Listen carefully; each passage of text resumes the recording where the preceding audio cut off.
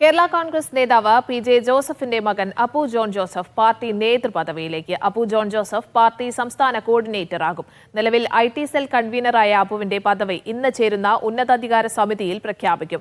Party പദവികളിൽ 5ാമതായാണ് അപ്പുവിന്റെ സ്ഥാനം. High power കമ്മിറ്റിയിലും അപ്പുവിനെ ഉൾപ്പെടുത്തും. ജോസി ബാബു വിവരങ്ങൾ പങ്കുവയ്ക്കാൻ കോട്ടയത്ത് നിന്ന് ചേരുന്നുണ്ട്. ജോസി, അപ്പു നേതൃപദവിയിലേക്ക് വരുമ്പോൾ കാര്യങ്ങൾ മാറുകയാണ്. സാഹചര്യങ്ങൾ എന്താണ്?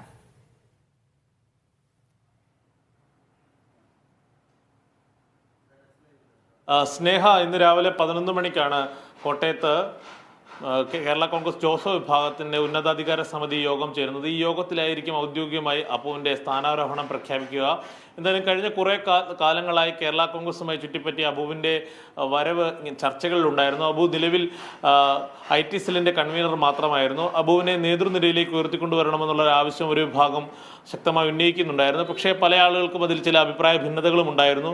ഇക്കാര്യങ്ങളൊക്കെ രമ്യമായി പരിഹരിച്ചുകൊണ്ടാണ് ഇപ്പോൾ അബുവിനെ നേതൃനിരയിലേക്ക് ഉൾപ്പെടുത്തുന്നതെന്നാണ് പാർട്ടി നേതൃത്വം ഔദ്യോഗികമായി പറയുന്നത്. പാർട്ടിയുടെ 5ാം സ്ഥാനം എന്ന നിലയിലാണ് സംസ്ഥാന കോർഡിനേറ്റർ പദവി എന്ന നിലയിലേക്ക് അബുവിനെ ഉയർത്തിക്കൊണ്ടുവരുന്നത്. ഭാവിയിൽ തൊടുപുഴയിൽ മത്സരിക്കുവാനുള്ള സാധ്യത പോലും തള്ളിക്കളയാനും കഴിയില്ല. നിലവിൽ പി.ജെ. ജോസഫ് വീണ്ടും മത്സരിക്കാൻ സാധ്യതയില്ല എന്നുള്ള തരത്തിലുള്ള ചർച്ചകൾ പാർട്ടിക്കകത്ത് തന്നെ ഉയർന്നു വരുന്നുണ്ട്. അതേസമയം മധ്യകേരളത്തിൽ പ്രധാനമായും ഈ സ്ഥാനമാനങ്ങൾ കേരള കോൺഗ്രസിൽ എക്കാലത്തും വലിയ പ്രശ്നങ്ങളാണ്. അത് നമുക്ക് മുമ്പും അറിയാവുന്നതാണ്. പല വടലപ്പടക്കങ്ങളും അതോടൊപ്പം മുന്നണി മാറ്റം അടക്കം സ്ഥാനമാനങ്ങളെ ചൊല്ലി ഉണ്ടായിട്ടുണ്ട്. അത്തരം പൊട്ടിത്തെറികൾ ഇനി ഉണ്ടാകുമോ എന്നതാണ് നോക്കിക്കാണേണ്ടത്. പ്രധാനമായും കേരള കോൺഗ്രസ് ജോസഫ് വിഭാഗം സീറ്റ് കോട്ടയം ലോക്സഭാ സീറ്റ് പിടിച്ചതോടുകൂടി ഫ്രാൻസിസ് ജോർജ് നേതൃനിരയിലേക്ക് ഉയർന്നു വരുന്നു.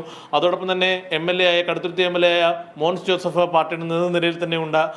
അത്തരത്തിലുള്ള ആളുകൾ, അതോടൊപ്പം പഴയ MP PC തോമസ് സജീവമായി സംഘടനാ രംഗത്തുണ്ട്. അവരെയൊക്കെ മറികടന്നുകൊണ്ട് അബുവിന് ഒരു സ്ഥാനം കൊടുക്കുക അപ്രായോഗികമായിരുന്നു. അതുകൊണ്ടാണ് ആ പാർട്ടിയിലെ 5ാം സ്ഥാനം എന്ന നിലയിലേക്ക് അബുവിനെ ഇപ്പോൾ സംസ്ഥാന കോർഡിനേറ്ററാക്കി ഉയർത്തുവാനുള്ള നീക്കം നടക്കുന്നത്. എന്തായാലും അബു സംസ്ഥാന ഹൈപ്പവർ കമ്മിറ്റിയിലും ഇതോടുകൂടി ഇടം പിടിക്കും. തുടർന്ന് നയരൂപീകരണ അടക്കമുള്ള പാർട്ടിയുടെ ഉന്നത പദവികളിൽ അബു കൃത്യമായ ശബ്ദമായി മാറുമെന്ന് തന്നെയാണ് മനസ്സിലാക്കുന്നത്. അതേസമയം തന്നെ കൂടുതൽ ആളുകൾ ജോസഫ് ബാണി വിഭാഗത്തിൽ നിന്നും പാർട്ടിയിലേക്ക് വരുന്നുണ്ട്. അത്തരത്തിലുള്ള അച്ചടക്ക സംഘടനാ നടപടികൾ അടക്കം ഇന്നത്തെ യോഗത്തിൽ ചർച്ചയാകുമെന്നും പാർട്ടി നേതൃത്വം വ്യക്തമാക്കുന്നുണ്ട്.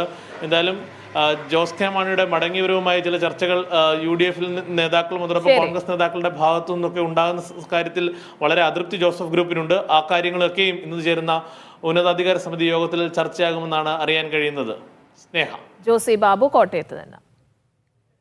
ഡൽഹി നിയമസഭാ തെരഞ്ഞെടുപ്പ് തീയതി ഇന്ന് പ്രഖ്യാപിക്കും. ഇത് സംബന്ധിച്ച് കേന്ദ്ര തെരഞ്ഞെടുപ്പ് കമ്മീഷന്റെ വാർത്താ സമ്മേളനം ഉച്ചയ്ക്ക് 2 മണിക്ക്